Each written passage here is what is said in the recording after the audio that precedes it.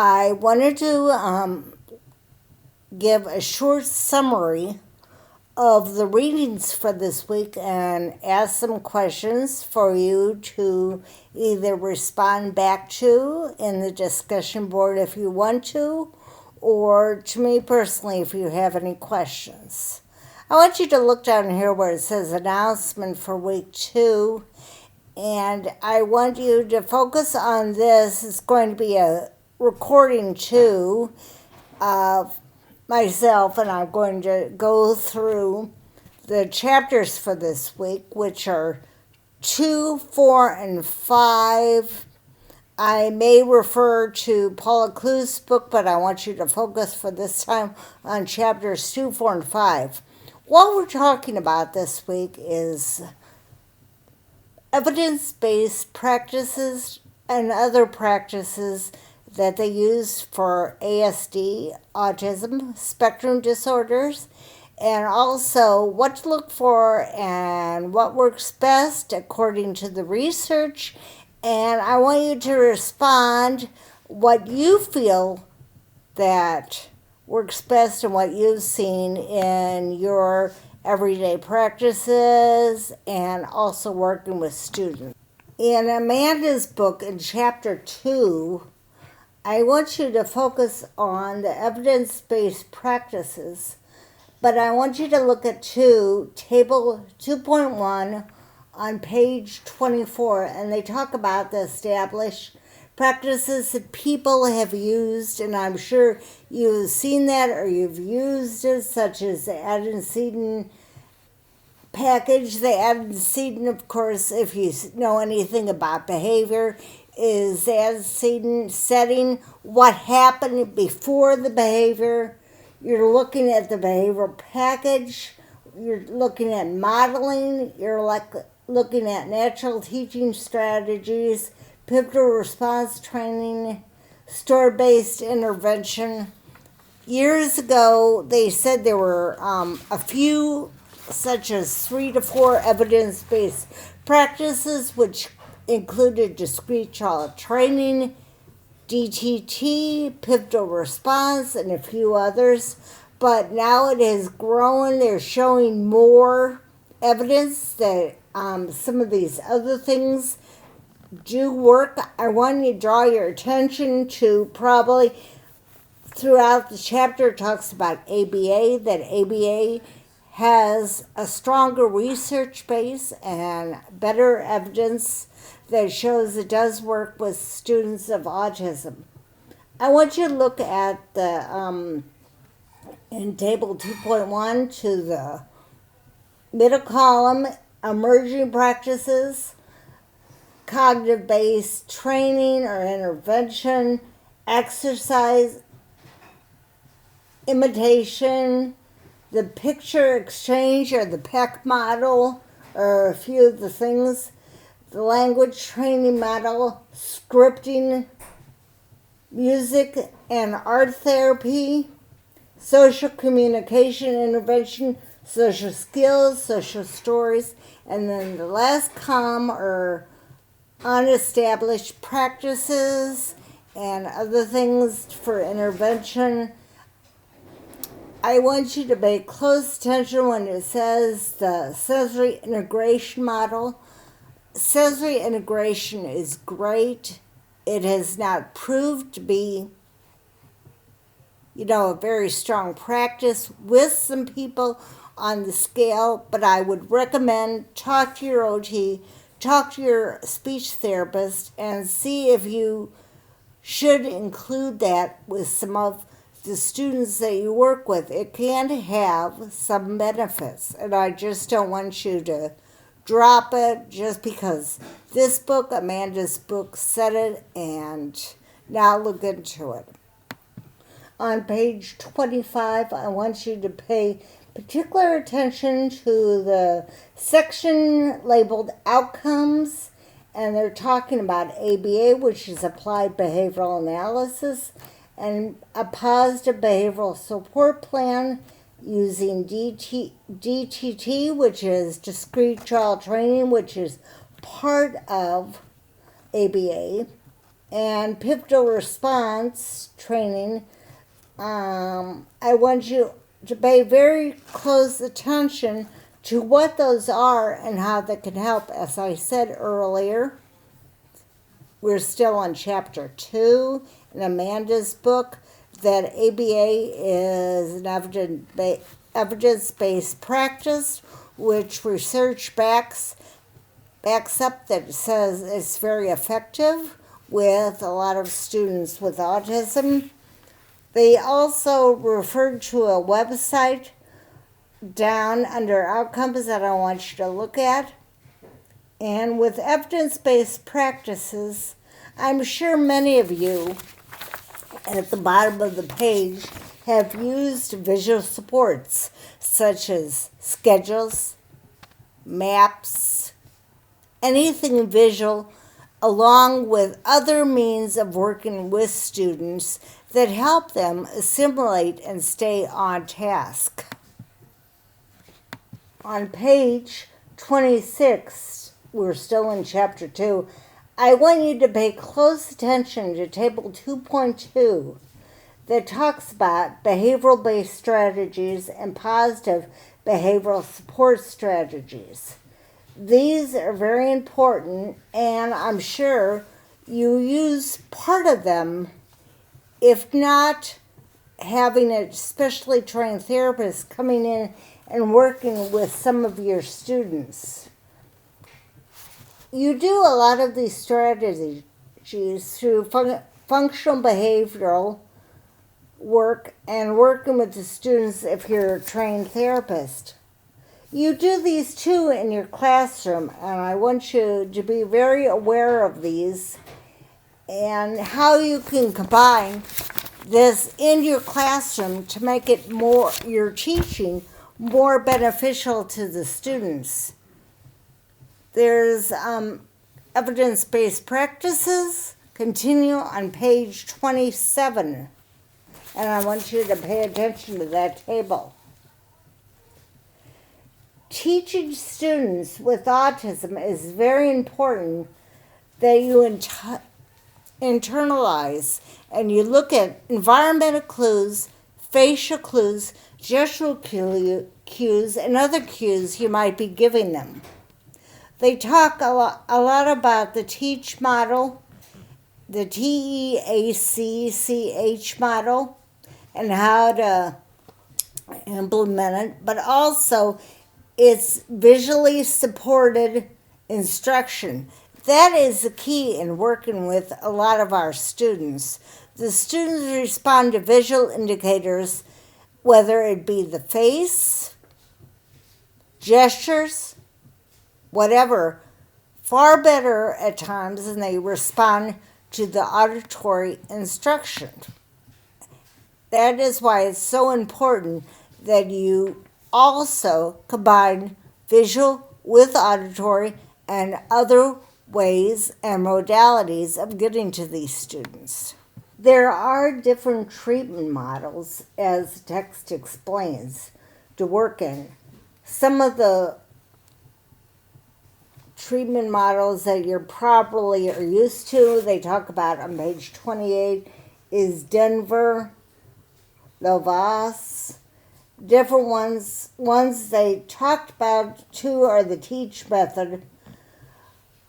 I have heard at conferences I've been to about the Sunrise method and the Eden method. I want you to give me any input if you've used any of these methods and it helps. I want you to become familiar with these methods and the method parts and what they internalize, and look at these and say, do you think this would help any of the students that I work with? Do you think this is something that I could use in part with a therapist, such as ABA? Do you think the student would look at it and respond to that method? Do you think you are using just part of these methods in your program? it's important with these methods. You might set things up with maybe using DTT or whatever, but if you're using one of these methods and you're supposed to be using them, and usually you have to be trained in this, you have to have a familiar outlook on these. I want you to remember that you've got to have a strong background in the training, the therapy itself, how to conduct it, how to take data. If you use ABA, which I have done in the past with students that I've worked with, you have to have somebody train you in it. You have to either be an ABA implementer, you have to be a BCBA, whatever, to understand and correctly do the components. You may understand it, but if you're supposed to be doing ABA, let's say 10 hours a week or 30 hours a week with the student, are they asking you to just employ the general principles? If they're actually asking you to do ABA and it's written into the IP, that has to be done by a trained therapist or a paraprofessional, and the data has to be taken. There's plots and graphs that have to be charted and worked on. That does not mean that you can't understand it and you can't engage and look at the functional aspect of behavior and you cannot work with it. But with interventions, you have to understand what you're doing and just not use bits and pieces of things and just do it so haphazard that you don't understand and you don't know what you're doing and if it's really affecting the child and helping the child. A lot of times with our students, we don't understand and we don't know what the most beneficial practice will be with them. And later on, they talk about a functional behavioral assessment, what works with our students, what is motivating to our students, what, as some people might say, sets our students off and they try to avoid working. Is it with math? Is it with reading? Of course, social situations are difficult. Other things that might be difficult for your students, be sure to really get a concrete feel of what moves our students, and then it's a lot easier to plan our lessons in a day for our students. Have any of the students that you've worked with in the past or presently, have they ever worked with any treatment plans that are fad or anything that you do not understand, you haven't read about, or you don't understand it?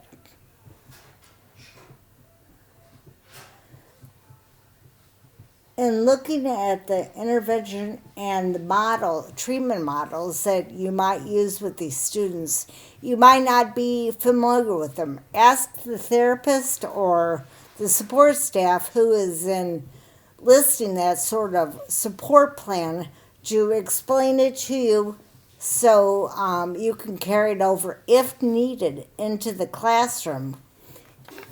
What is really important with any support plan that you work with a student is that the student can generalize their skills and their techniques and they don't become prompt dependent. And you've seen students probably who become that way, that they sit down in a situation and to get them to respond, you would say, show me the whatever, or do this, and you gesture and you show them. But they cannot perform that task or what you want them to do outside of that setting. they don't generalize it to other settings. So that's very important, that they do not become prompt dependent and they can generalize their skills and what they learn. Also, the internet sources are good. You want to look into those always at the end of each chapter. And, because you might want to use those and you might want to refer to them or share them with parents or other colleagues that you work with. In the next chapter, you're talking about environmental arrangements to prevent inappropriate behavior. How you arrange and how you interact with your students and how the students interact with their environment has a big factor in their behavior and their learning, whether they're avoiding what's going on or whether they are internalizing it in a positive way and reacting to it. I told you earlier that we're going to talk about functional behavioral assessments and making up consequences and setting up programs using this. Many of your students might need a functional behavioral assessment, and this is what you do, and you work on a team, and it's very important that you look at what motivates the student. What is the student trying to avoid, etc., when they talk about it in Chapter 4, because that can give you a firm direction in where you want to go with the student, what you want to look at, what you want to avoid. And just don't disclaim this type of treatment plan. It is part of the whole thing that you have to look at what this student, what is functionally motivating for them and to them. I know it's very hard in your classrooms and difficult, believe me. If you have 25 students and you have a few in your classroom who are on the spectrum and other students who have learning and reading problems and other students who are ED and they have emotional problems, all this is thrown together and you're thinking, how could I possibly look and tailor my instruction for these students? It's difficult to do, but the more you know about your students, the more you know of what drives them, what motivates them, or what's, is difficult for them and what they avoid, the better. If you could have someone possibly sit down in the room, maybe a para or somebody from another classroom, and like on page 65, the scatter plot. I mean, talk about the behaviors you're looking at. Talk about what you want to avoid or what you want the student to do more of. Set up a scatter plot or something like a scatter plot is very good and very beneficial. Have somebody go through that and mark down when you see that behavior, when you don't see that behavior, etc.